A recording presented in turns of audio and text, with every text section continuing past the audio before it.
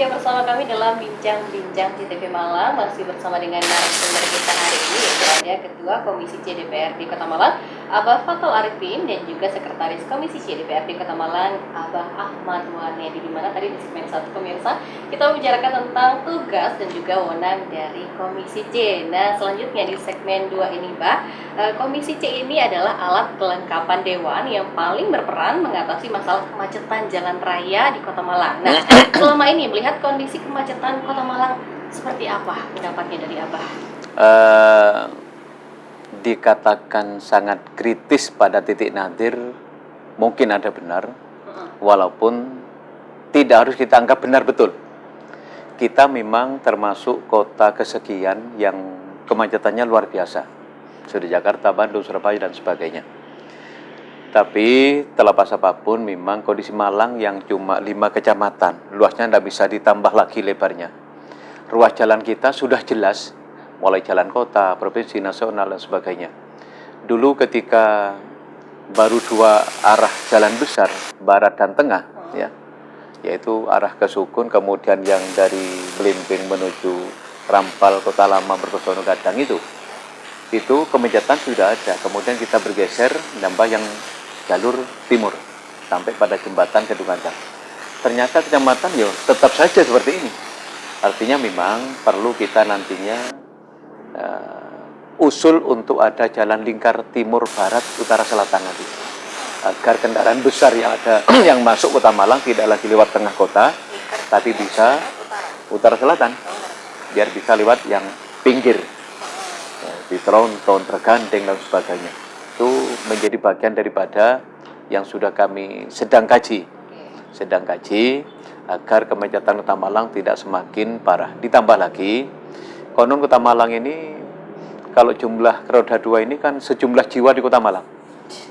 Kalau roda 4 bisa dikata sejumlah rumah di Kota Malang. Belum lagi kita menjadi lintas orang kabupaten yang selatan mau kerja ke kabupaten yang utara melewati tengah kota kita. Utara ke selatan juga demikian. Memang perlu menyiapkan infrastruktur yang memang lebih. Kalau beliaunya suka usul nanti agar ada jembatan layang tengah kota malah.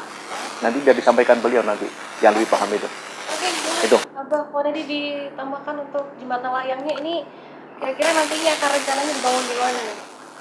Jadi apa yang sudah disampaikan Abah Fathul tadi, memang kondisi Kota Malang, problem dari kepala daerah satu ke kepala daerah lanjutannya belum terselesaikan sampai dengan hari ini. Sehingga macet itu menjadi masih problem utama. Satu, karena posisi Kota Malang di tengah. Malang Raya di tengah, jadi dari dan ke mau masuk meluar pasti lewat tengah. Yang kedua, memang kita juga sama-sama alhamdulillah tol kan sudah sampai Malang. Tapi belum lanjut ke Kabupaten Malang.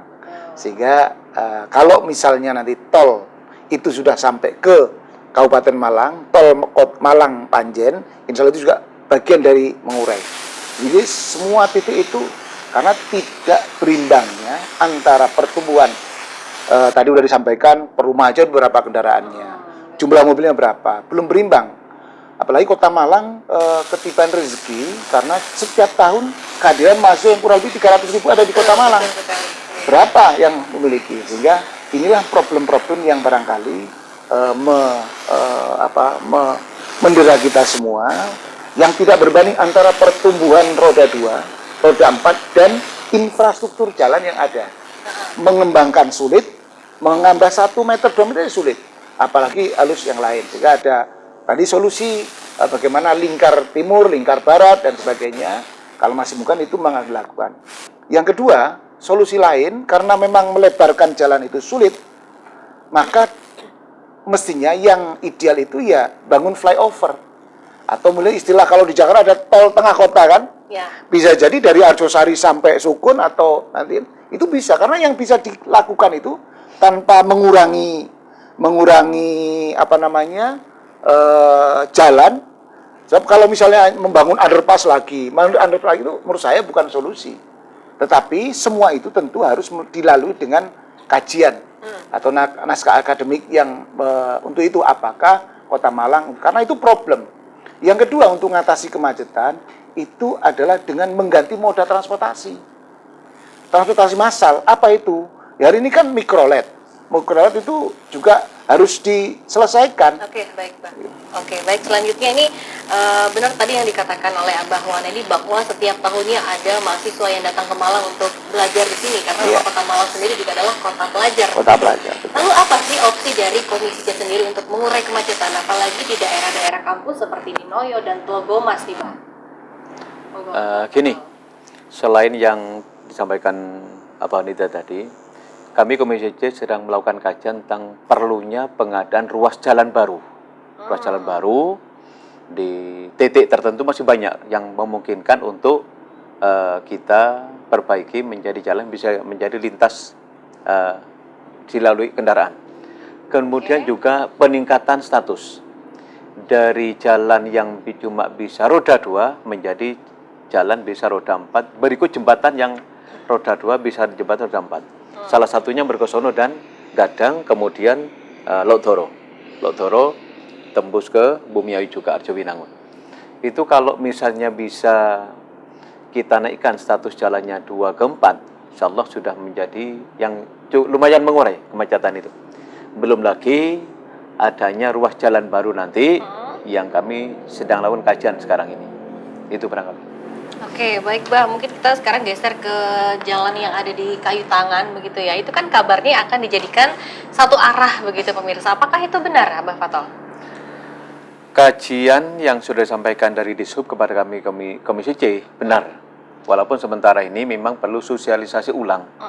Karena ada sebagian masyarakat yang belum paham, belum bisa menerima, sehingga nanti sebelum itu betul dilaksanakan, perlu ada sosialisasi lagi, utamanya kepada warga sekitar yang ada di Kayu Tangan, yang punya usaha ekonomi di sana itu, merasa terganggu itu. Baik, mungkin kalau dari Abah Wanedi sendiri, apakah sudah mengatur untuk rekayasa lalu lintas sendiri yang nantinya akan diterapkan pada Jalan Kayu Tangan ini, Abah? Ya, ini juga menjadi salah satu tugas dari OPD utama Dishub untuk mengatur atau mengurai beberapa titik-titik kemacetan.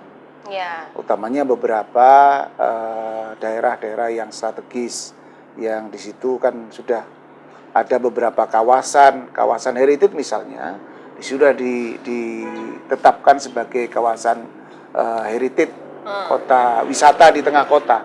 Otomatis itu juga akan berimpitan dengan beberapa wilayah di sekitarnya, termasuk balai kota di sini kan, sehingga rekayasa lalu lintas karena itu di tengah kota juga itu juga harus dilakukan. Betul. Apalagi konsep wisata itu kan mempersempit jalan dengan menambah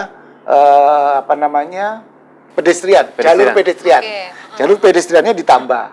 Sehingga dengan begitu kan memang akan lebih banyak di situ adalah para pejalan kaki untuk menikmati Kayu Tangan Heritage. Sehingga rekayasa lalu lintas akan dilakukan.